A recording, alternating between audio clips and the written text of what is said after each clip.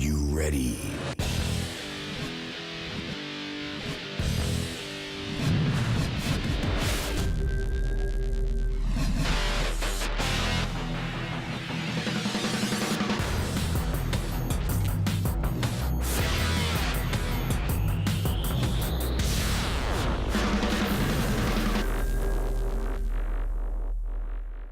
Welcome to Donington Park for the penultimate round of the Dunlop Radical UK Cup. This time they're joined by the Radical European Masters, and this means that there's been a huge increase in the size of the field. The SR3s and the SR8s have been split up into two separate races, so there should be lots of exciting racing for everyone here this weekend.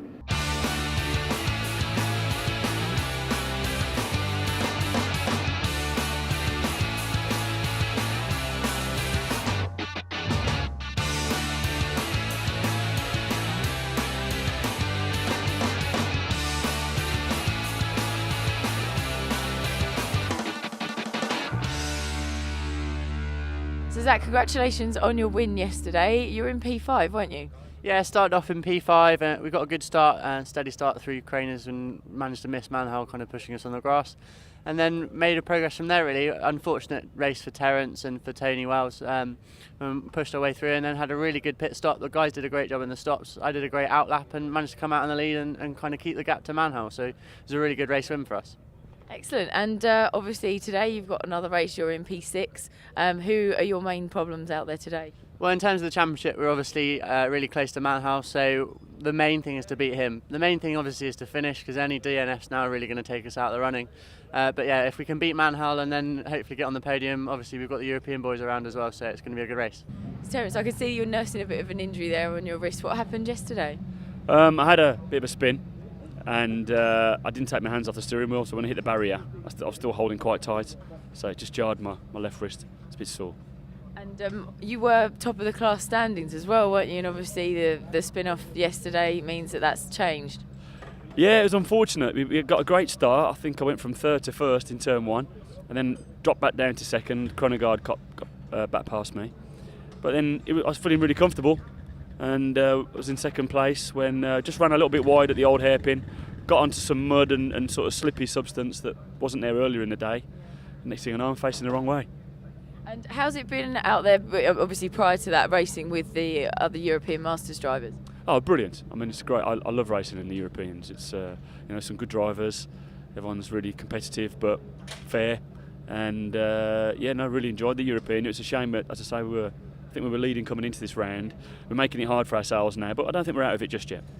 I'm hoping that when I get in the seat, the adrenaline will just numb the pain. Quite often it's like that. You don't really feel any sort of aches and pains when you get into the car, so I'm hoping I'll be able to just drive around it, and try and bring it home for some points. The SR8 Radicals are lining up behind me, ready for the first race of the day here at Donington Park. Let's see who's going to end up in front as they battle it out around the circuit here at Donington. Well, huge entry this weekend from the Radicals, so we've actually got split grids for the SR3s and the SR8s. This is the race for the SR8s, the Masters class, and the race that doubles up both as a round of the Dunlop Radical UK Cup and the Radical European Masters, and this is how they line up, with James Littlejohn in pole position. Alongside them on the front row of the grid is Ross Kaiser, then a very strong row two with Alex Mortimer and Victor Crair. 40 minutes of racing with the mandatory pit stops await the drivers as the lights are out on the pace car. It's a rolling start as ever in Radical racing. Will it be the blue and white car of James Littlejohn or the much darker blue and black car of Ross Kaiser, which takes the early advantage into Redgate Corner? We're about to find out as they form up side by side, ready for the rolling start. Around Goddards they go, and there will be a case of Littlejohn pacing the field, looking to the gantry, waiting for the lights to flash, which they do now, and away we go. It's a very, very tight start. It's a superb getaway from Alex Mortimer, but he's boxed in behind Littlejohn as they squeeze towards Redgate for the first time. It's Littlejohn who leads it, and Ross Kaiser around the outside. Mortimer almost contact between the pair of them, but it's Kaiser who squeezes into second. Mortimer then in third as they sprint through Hollywood and down into the Craner curves for the first time. The cars make an absolutely magnificent sight as the autumn sunshine beats down on Donington Park as they sprint through the old hairpin. In car with Charlie Kemp, he's just on the tail of Jeremy Ferguson, out to the old hairpin and on to Schwantz curve. And these Radical SR8s are so ferociously fast. The V8 engine, the lap goes by in the blink of an eye. pole position was a 1 minute 25.3, which is almost Formula 3 pace, just giving an indication of just how rapid Radicals are here at Donington. So out of Coppice and along the club straight into the braking zone for the Volkswagen. It's James Littlejohn who leads, Ross Kaiser second, then Mortimer in third, and that leading trio maybe just trying to break away from Sean Balfe in fifth. And then we've got Manhal Alos lurking with intent as well. So around the hairpin, there is Balfe, then Alos, and then Zach Chapman. He's got Greg Hart just on his tail too, and still the field really very, very tightly bunched. Although Littlejohn and Kaiser will be looking to try and do what they've been doing for most of the season, and that is make good their escape in the first half of the race, before in the case of James Littlejohn, he hands over to Tony Wells. In the case of Ross Kaiser, to Terence Woodward. And we know, we heard from him a little bit earlier on, that Terence is sporting an injury this weekend, so Ross needs to do what he can during his stint. We've got a nice battle emerging now. Manhal Alos up on the tail of Sean Balfe. Alos, who finished second in yesterday's race, that was won by Zach Chapman, who's the man right on his tail. As we go back in car with Charlie Kemp into the Craner curves, you can just see how much fun it must be for these drivers. Such a quick sequence of corners on the brakes, paddle shift gearbox around the old hairpin, plant the right foot, move back up through the gears under the Starkeys Bridge, Schwann's curve, and then climbing the hill towards McLean's, and Kemp really fighting the wheel into the right-hander at McLean's. Again, just a little bit of a correction there from Charlie Kemp. And already James Littlejohn and Ross Kaiser are beginning to make good their escape here as they head down the straight over the ripples in the road into the braking zone for the Fogtieses, and then Alex Mortimer, perhaps somewhat surprisingly, falling into the clutches of Sean Balfe here. Balfe this weekend, who is sharing with James Abbott as the leaders head around the Melbourne hairpin. Ross Kaiser will want to be a little bit closer on this to James Littlejohn, our adventure, because Tony Wells, who Littlejohn hands over to, is a very rapid driver, as is Terence Woodward, but well, really, Ross wants to give Terence the best opportunity, as into third position slides Sean Balfe, and Alex Mortimer. He almost made that quite easy for Balfe. He left the door wide open. A little bit of a shake of the head there for Alex Mortimer as well, and he's immediately into the clutch of the Manhal Alos. And Alos has been in magnificent form over the second half of this season. He's been very quick all year.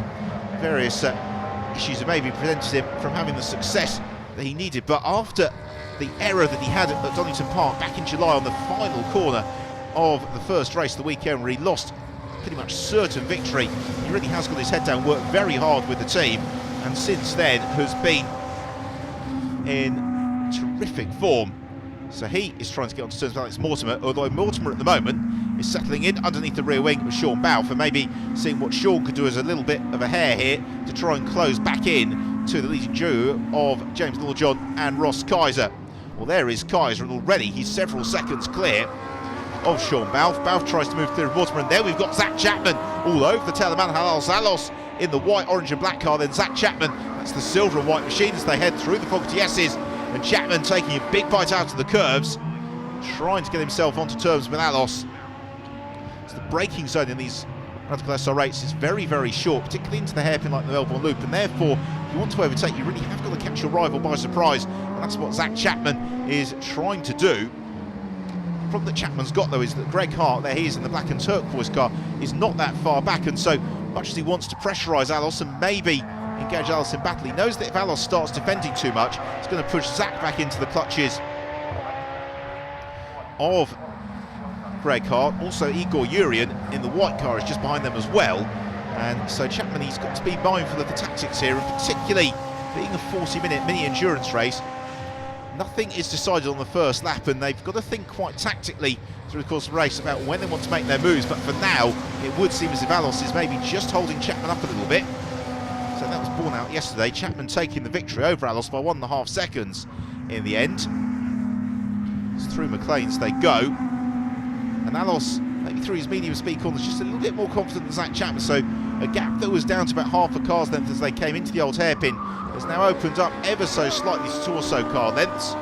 But as Alos is just consulting his mirrors maybe a little bit more often, it's enabling Alex Mortimer in fourth position to move clear with Sean Balfe in third. The pair of them head through the Fogtieses, over the crest in the road and down into the braking zone for the Melbourne hairpin. you ever look back to the old photos of the British Grand Prix here, Donington Park back in the 1930s, the Melbourne hairpin has always been a very significant landmark here at this Donington Park circuit. The contours which really have been unchanged since its inception. It's a track the drivers enjoy driving absolutely immensely, particularly the flowing section really all the way through from Redgate onto Maclean's. We take a look at Peter Bamford there, who runs a little bit lower down the field today, but yesterday he claimed an absolutely fantastic third. Then we've got a very nice scrap between Jack Bartels and Mike Cantillon. Cantillon in the white car, on the tail of the black machine of Bartels, two of the regular competitors in the Radical European Masters. This is the penultimate round of the year, both the Donington Radical UK Cup and the Radical European Masters.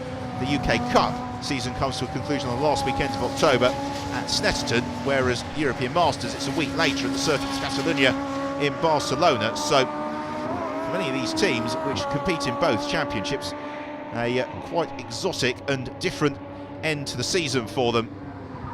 So still this fight for third position, 4 cars strong, continues, and now Igor Yurian in that white number 11 car, just coming up onto the tail of Greg Cox. That's a nice battle that's beginning to form, as well as Zach Chapman once more thinking about asking some questions here of Manhal Als. He really wants to try and put Alos under a little bit of pressure and maybe force the error. And certainly you can see that Alos is trying very hard. The rear of the car just moving a little bit under acceleration out of the Melbourne hairpin. Although as Alos is trying to escape from Chapman, it's bringing him up onto the tail of Alex Mortimer. So a very nice three-way tussle this one as they head along the start and finish straight into another lap. Into Redgate corner, and it's Mortimer from Alos. And then Zach Chapman running nose to tail, then through Hollywood and into the Craner curves, swooping down through the twists and turns of the Craners, then onto the brakes around the old hairpin, and then into Schwantz curve, in car with Alex Mortimer as he climbs the hill towards Maclean's. He's not looking in his mirrors for the moment, he's just fixed on the road ahead, but he must surely know that Matt Hales is right up on his tail, and that is the mark of professional racing driver you saw on the exit of Maclean's. Then he used all of the curb, but not an inch more. There's been quite a lot of rain in the week up to this race meeting here at Donington Park, and so the driver's got to be careful. As Mortimer looks over his shoulder, he can hear Alos coming, but it's Zach Chapman who's got the best run of the three of them, and Chapman jinks out of the slipstream, has a look at the inside man Alos as they arrive into the Fog S's, and Alos has a big bite out of the curbs. That's surely the opening that Zach Chapman needed. Alos makes the mistake, and Zach Chapman's going to have the inside line into the Melbourne hairpin, but fighting him around the outside is Manhal Als, but Chapman squeezes through and takes the position. Alos, though, may try and jump back through into Goddard's here, and he does just that very, very late onto the brakes. But Alos moves ahead of Zach Chapman once more, holds on to that 5th position. All the while, though, James Littlejohn leads the race. It's Ross Kaiser in 2nd, Sean Balfe in 3rd, Alex Mortimer in 4th, and then it's battle between Alos and Chapman for 5th position. We're going to take a short break from the action here. Join us in a couple of moments' time as the racing continues at Donington Park.